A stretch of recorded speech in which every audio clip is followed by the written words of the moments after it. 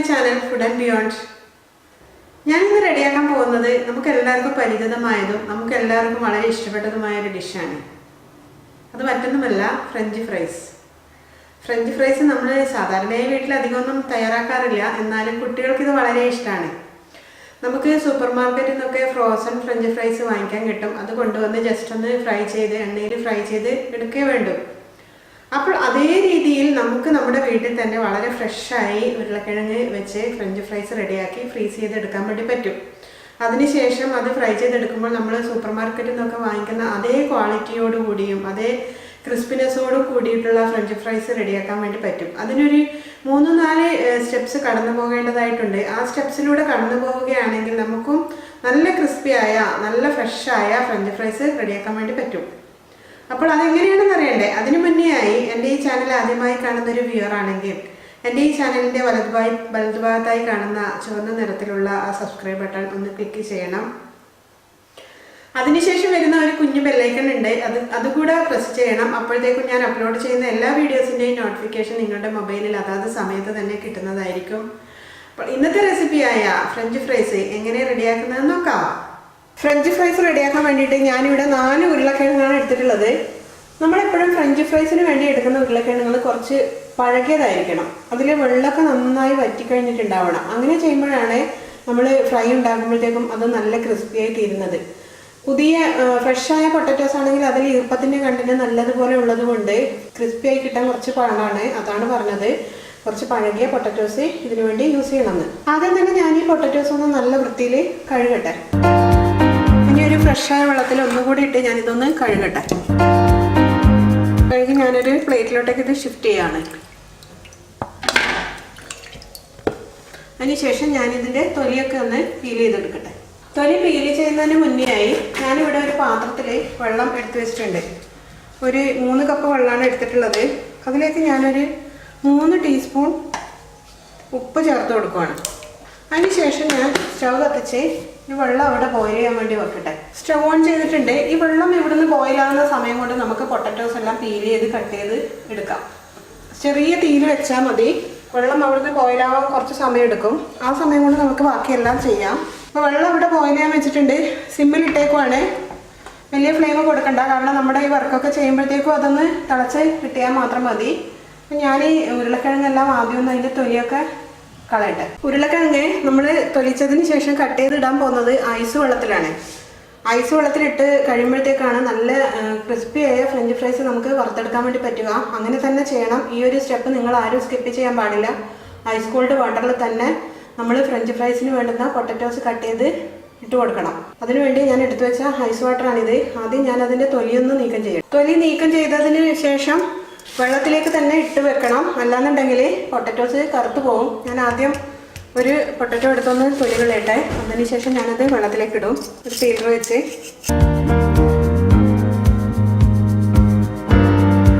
അപ്പോൾ തന്നെ ഞാനതൊരു പാത്രത്തിലെ വെള്ളത്തിലേക്ക് ഇട്ട് വെച്ചു. ഇതുപോലെ നീളമുള്ള പൊട്ടറ്റോസ് തന്നെ വാങ്ങിക്കണം ഫ്രഞ്ച് ഫ്രൈസ് റെഡിയാക്കാൻ വേണ്ടിയിട്ട്. എങ്കിൽ മാത്രമേ നീളമുള്ള നല്ല സ്റ്റിക്സ് നമുക്ക് ഇതിൽ നിന്ന് കട്ട് ചെയ്തെടുക്കാൻ വേണ്ടി പറ്റും.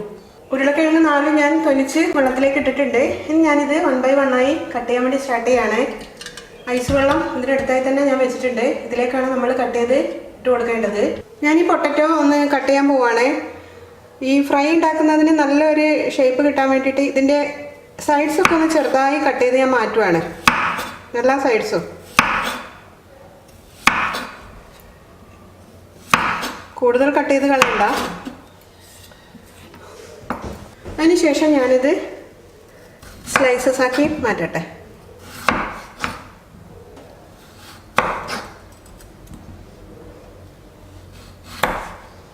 പിന്നീട് ഓരോ സ്ലൈസും നീളത്തിൽ കട്ട് ചെയ്തെടുക്കാം.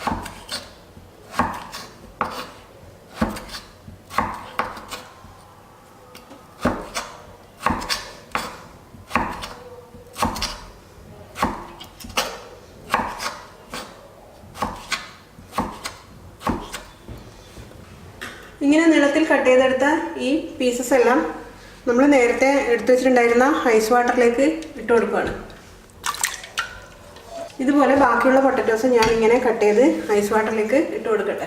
ഉരുളക്കിഴങ്ങ് മുഴുവനായി ഇതുപോലെ ഫിംഗേഴ്സ് പോലെ കട്ട് ചെയ്ത് ഞാൻ ഐസ് വാട്ടറിലേക്ക് ഇട്ട് കൊടുത്തു. ഒരു 5 മിനിറ്റ് ഇത് ഐസ് വാട്ടറിൽ ഇങ്ങനെ കിടക്കട്ടെ.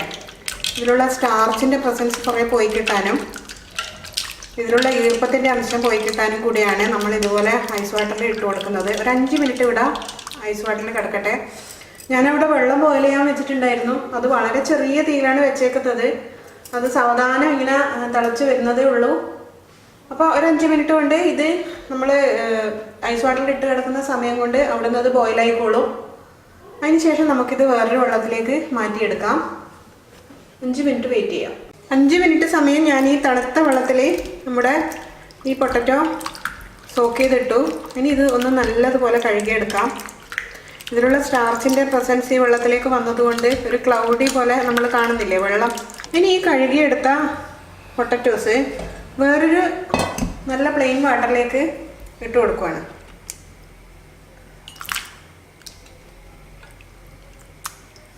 മുഴുവനായി ഇട്ട് കൊടുത്തു. ഇനി ഇതും ഒന്ന് നന്നായി കഴുകാം. ഞാൻ അവിടെ തിളപ്പിക്കാൻ വേണ്ടി വെച്ച വെള്ളം ഓൾമോസ്റ്റ് ബോയിലായി വന്നു. ഇനി ഇതിൽ നിന്ന് നമുക്ക് നേരിട്ട് വെള്ളത്തിലേക്ക് ബോയിൽഡ് വാട്ടറിലേക്ക് ഇട്ട് കൊടുക്കാം. ഒരു 2 മിനിറ്റ് ഈ വെള്ളത്തിൽ തന്നെ കിടക്കട്ടെ. വെള്ളം അവിടെ ബോയിലാവുന്നുണ്ട്, ബോയിലായിക്കൊണ്ടിരിക്കുവാണ്. ഇത്രയും നേരം ഞാൻ വളരെ ചെറിയ തീയിലാണ് വെച്ചിട്ടുണ്ടായിരുന്നത്.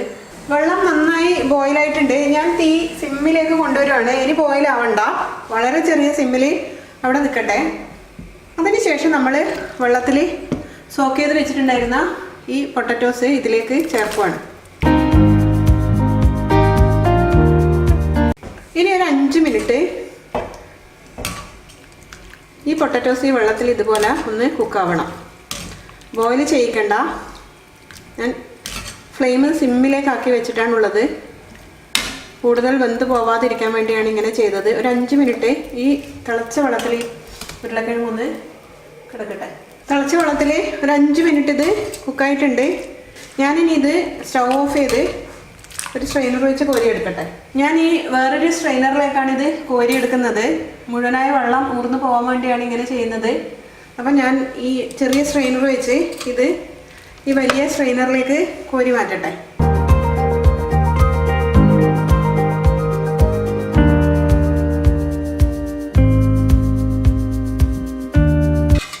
ഇതിൽ നന്നായി ഉപ്പൊക്കെ പിടിച്ചിട്ടുണ്ടാവും. നമ്മൾ ഉപ്പ് ചേർത്താണല്ലോ വെള്ളം തിളപ്പിച്ചത്. ഉപ്പൊക്കെ നന്നായി ഇതിന് കിട്ടി. ഉരുളക്കിഴങ്ങ് മുഴുവനായി ഞാനതൊരു സ്ട്രെയിനറിലേക്ക് മാറ്റിയിട്ടുണ്ട്. ഇതിൽ നിന്ന് ഇതിൻ്റെ മുഴുവൻ വെള്ളവും പോയി കഴിഞ്ഞതിന് ശേഷം നമുക്കതൊരു ട്രേയിലേക്ക് മാറ്റാം. ഇപ്പോൾ ഓൾമോസ്റ്റ് എല്ലാ വെള്ളവും പോയിട്ടുണ്ട്. ഞാനൊരു ട്രേ എടുത്ത് വെക്കട്ടെ. ഞാനിവിടെ ഒരു ട്രേ എടുത്ത് വെച്ചിട്ടുണ്ട്.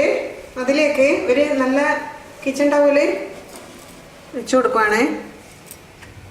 ഇനി ഈ കിച്ചൺ ടവലിലേക്ക് നമുക്ക് നമ്മൾ ഊറ്റി വെച്ചിട്ടുണ്ടായിരുന്ന പൊട്ടറ്റോസ് ഇട്ട് കൊടുക്കുകയാണ്. എല്ലായിടവും നന്നായി ഒന്ന് സ്പ്രെഡ് ചെയ്ത് കൊടുക്കാം.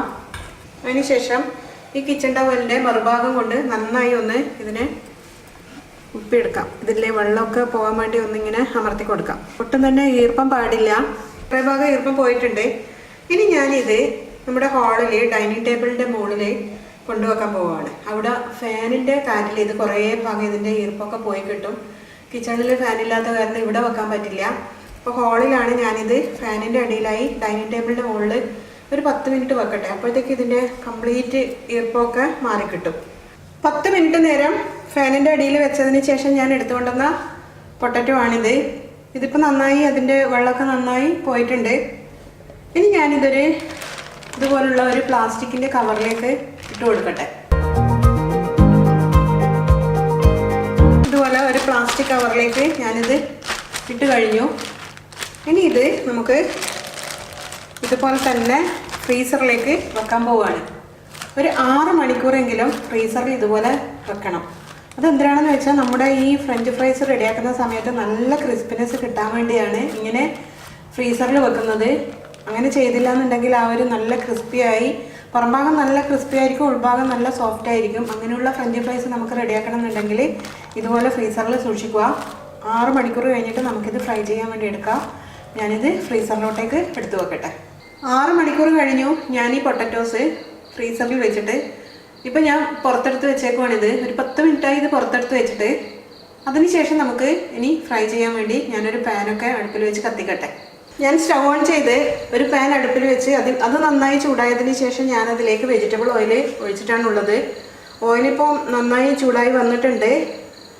ഇനി നമുക്കതിലേക്ക് ഫ്രഞ്ച് ഫ്രൈസ് റെഡിയാക്കാൻ വേണ്ടിയിട്ടുള്ള പൊട്ടറ്റോസ് ഇട്ട് കൊടുക്കാം. ഒരു 2-3 ബാച്ചായി ഇട്ട് കൊടുക്കാം. കൂടുതൽ തിങ്ങി നിറഞ്ഞ പോലെ ഇട്ട് കൊടുക്കരുത്, അപ്പോഴത്തേക്കും നമുക്ക് നന്നായിട്ട് അത് ഫ്രൈ ചെയ്ത് എടുക്കാൻ വേണ്ടി പറ്റില്ല. അപ്പോൾ ഒരു 3 ബാച്ചായിട്ടാണ് ഞാനിത് ഫ്രൈ ചെയ്തെടുക്കാൻ വേണ്ടി പോകുന്നത്. അങ്ങനെ ചെയ്യുമ്പോഴാണ് ഏറ്റവും നല്ല ഫ്രഞ്ച് ഫ്രൈസ് നമുക്ക് കിട്ടുന്നത്. അപ്പോൾ ഓയിൽ നന്നായി ഇപ്പോൾ ചൂടായിട്ടുണ്ട്. അതൊരു മീഡിയം ടു ലോ ഫ്ലെയിമിലേക്ക് വെച്ചേക്കാം. ഇനി എന്നതിന് ശേഷം നമുക്ക് ഫസ്റ്റ് ബാച്ച് പൊട്ടറ്റോസ് അതിലേക്ക് ഇട്ട് കൊടുക്കാം.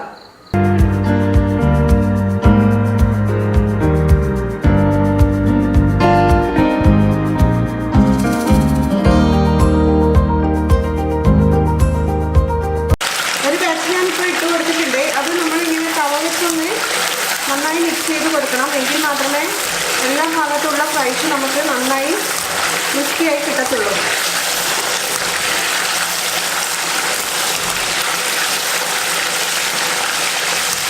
ഒരു 5 മിനിറ്റ് കൊണ്ടിത് നന്നായി ക്രിസ്പിയായി കിട്ടും. ഇപ്പോൾ ഒരു 5 മിനിറ്റ് ഞാനിത് ഫ്രൈ ചെയ്തെടുക്കട്ടെ. ഇതിപ്പോൾ നല്ല ഗോൾഡൻ കളറിലേക്ക് എത്തിക്കഴിഞ്ഞു. ഞാനിത് ഒരു പ്ലേറ്റിലേക്ക് കോരിയെടുക്കുകയാണ്. പ്ലേറ്റിൽ ഞാൻ ടിഷ്യൂ പേപ്പർ വെച്ചിട്ടുണ്ട്. എക്സസ് ഓയിലൊക്കെ ഇതിൽ ഫ്ലോട്ട് ആയിക്കോളും. അപ്പോൾ ഒരു പേപ്പർ ഇതിലേക്ക് ഞാൻ കോരിയെടുക്കട്ടെ. ചൂടായ എണ്ണയിലേക്ക് നേരിട്ട് ഇടാതെ നമ്മൾ ഈ സ്ട്രെയിനറിൽ ഇതുപോലെ സാവധാനം വെച്ച് കൊടുക്കണം.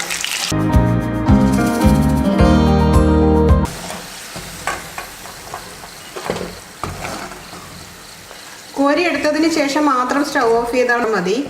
ഇല്ലാന്നുണ്ടെങ്കിൽ എണ്ണ കുടിക്കാനുള്ളൊരു സാഹചര്യമുണ്ട്. ഇനി ഞാൻ സ്റ്റൗ ഓഫ് ചെയ്യട്ടെ. അപ്പോൾ 3ാമത്തെ ബാച്ചും കോരിയെടുത്ത് കഴിഞ്ഞു. ഇനി എല്ലാം കൂടെ ഞാനൊരു സർവിങ് പ്ലേറ്റിലിട്ടിട്ട് കൊണ്ടുവരാം. അപ്പോൾ നമ്മുടെ വളരെ ടേസ്റ്റിയായ ഫ്രഞ്ച് ഫ്രൈസ് റെഡിയായി കഴിഞ്ഞു. കുട്ടികൾക്കൊക്കെ ഇത് വലിയ ഇഷ്ടമാണ്. അപ്പോൾ ടൊമാറ്റോ കെച്ചപ്പ് വെച്ച് അത് ഗാർണിഷ് ചെയ്തിട്ടുണ്ട്. ടൊമാറ്റോ കെച്ചപ്പിൽ മുക്കിയാണ് ഇത് കഴിക്കേണ്ടത്. വേണമെന്നുണ്ടെങ്കിൽ ഇതിൻ്റെ മുകളിലായി അല്പം red chilli powder, Kashmiri chilli powder spread ചെയ്യാം. പിന്നീട് ചാറ്റ് മസാല വേണമെന്നുണ്ടെങ്കിൽ സ്പ്രെഡ് ചെയ്യാം. ഞാനിപ്പോൾ ഒന്നും ചെയ്തിട്ടില്ല. എനിക്ക് ഈ പൊട്ടറ്റോൻ്റെ ആ തനതായ ഫ്ലേവർ ചേർത്ത് കഴിക്കാനാണ് ഇഷ്ടം. മറ്റുള്ള ഫ്ലേവേഴ്സ് ആഡ് ചെയ്യുമ്പോൾ എനിക്ക് പൊട്ടറ്റോൻ്റെ ഫ്ലേവർ നഷ്ടപ്പെടുന്ന പോലെ ഒരു ഫീലാണ് മുന്നേ വരാറ്. അതുകൊണ്ട് ഞാനൊന്നും ചേർക്കാതെയാണ് കുട്ടികൾക്ക് ഇത് കൊടുക്കുന്നത്. നിങ്ങൾക്ക് ആഗ്രഹമുണ്ടെങ്കിൽ കുറച്ച് ചില്ലി പൗഡർ ഇതിൻ്റെ മുകളിലൂടെ സ്പ്രെഡ് ചെയ്തോളൂ. കുറച്ച് ചാട്ട് മസാലയും സ്പ്രെഡ് ചെയ്തോളൂ. അതിൻ്റെയൊക്കെ ഫ്ലേവേഴ്സ് ഇഷ്ടമാണെന്നുണ്ടെങ്കിൽ. അപ്പോൾ വളരെ ടേസ്റ്റിയായി എങ്ങനെയാണ് ഫ്രഞ്ച് ഫ്രൈസ് റെഡിയാക്കുന്നതെന്ന് മനസ്സിലായില്ലേ? എല്ലാവരും ട്രൈ ചെയ്ത് നോക്കുക.